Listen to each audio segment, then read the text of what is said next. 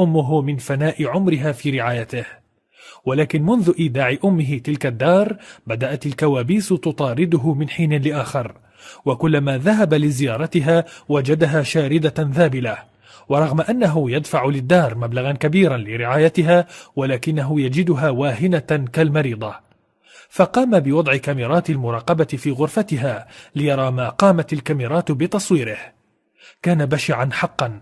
لقد قامت الممرضات بنقل الأم من الغرفة المجهزة التي قام بتجهيزها بأفضل الأثاث لأمه إلى غرفة حقيرة، وقامت الممرضة باغتصاب غرفة الأم واستخدامها بعد قيامها بإهانة الأم العجوز غاية الإهانة من ضرب وخلافه.